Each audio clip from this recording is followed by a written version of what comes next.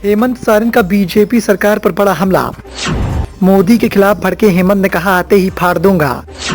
आदिवासियों को ऊपर उठता नहीं देख सकती है बीजेपी सरकार।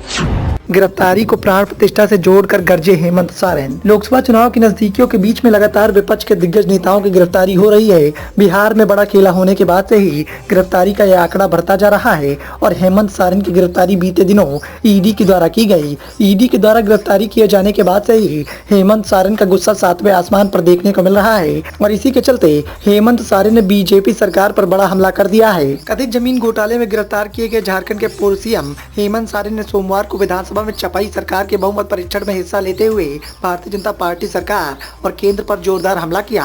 सोरेन ने अपनी गिरफ्तारी को लोकतंत्र के लिए काली रात बताया तो 22 जनवरी को राम मंदिर में हुए प्राण प्रतिष्ठा से जोड़ते हुए भारतीय जनता पार्टी पर तंज कस दिया।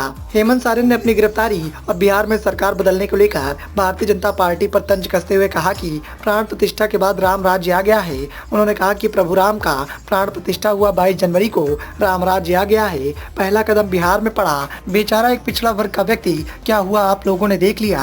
दूसरा कदम झारखंड में पड़ा है। सोरेन ने गरजते हुए कहा कि चूंकि इस आदिवासी मुख्यमंत्री के शरीर में हड्डियां कुछ अधिक हैं, इसीलिए उस हड्डी को निकालने के लिए ईडी निरीक्षण करने में लगी है ताकि हम इसको कैसे निगल लें, लेकिन ये इतना आसान नहीं है। गले में फंस गया तो पूरी की पूरी आते फाड़ दूंगा, इसीलिए संभल कर निगलने का प्रयास कीजिए। हेमंत सोरेन ने अपनी गिरफ्तारी को साजिश करार देते हुए कहा कि इसकी कोशिश 2022 से चल रही थी। उन्होंने कहा कि केंद्र द्वारा इसकी साजिश रचे जाने के बाद राजभवन में उनकी गिरफ्तारी की भूमिका निभाई गई।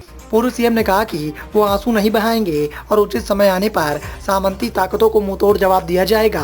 हेमंत सोरेन ने भारतीय जनता पार्टी को चुनौती देते हुए कहा कि विधानसभा में उनके खिलाफ एक भी सबूत पेश किया गया तो राजनीति और झारखंड को छोड़ देंगे। लोकसभा चुनाव की नजदीकियों को देखते हुए लगातार विपक्ष के दिग्गज नेताओं पर गिरफ्तारी का माहौल बनाया जा रहा है। ऐसा ही अरविंद केजरीवाल के साथ देखने को मिल रहा है। दिल्ली के मुख्यमंत्री अरविंद केजरीवाल पर ईडी का शिकंजा लगातार कसता जा रहा है तो वहीं ऐसे ही संकट में बिहार का लालू यादव परिवार भी दिखाई दे रहा है।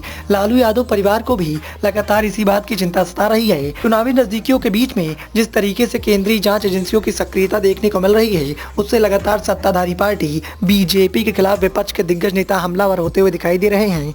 विपक्ष के दिग्गज नेताओं के द्वारा बार बार मोदी सरकार को टारगेट किया जा रहा है। लालू यादव ने भी हेमंत सोरेन की गिरफ्तारी पर अपनी प्रतिक्रिया जाहिर की। लालू यादव ने कहा था कि हेमंत सोरेन से सरकार पूरी तरह से डर गई है। मोदी सरकार को इस बात का डर है कि हेमंत के होते हुए उनका कुछ नहीं हो सकता और इसी के चलते मोदी सरकार ने हेमंत सोरेन को गिरफ्तार करवाया है। सिर्फ इतना ही नहीं, लालू यादव ने यहाँ तक कह दिया था कि आदिवासियों और दलितों को ये सरकार किसी भी कीमत पर नहीं झेल सकती और इसी के चलते आदिवासियों के नेता की आवाज को दबाने की कोशिश की जा रही है। और हेमंत सोरेन ने भी जिस तरीके के बयान पेश किए हैं उससे साफ है कि हेमंत सोरेन ने भी साफ कर दिया है कि मोदी सरकार लगातार आदिवासियों की आवाज को दबाने की कोशिश कर रही है और यही कारण है जिसके चलते हेमंत सोरेन की गिरफ्तारी की साजिश रची गई है। फिलहाल देखना यह है कि लोकसभा चुनाव की नजदीकियों के बीच में ईडी की सक्रियता से लोकसभा चुनाव के परिणाम में कितना असर देखने को मिलेगा। Bureau report, the noise of India.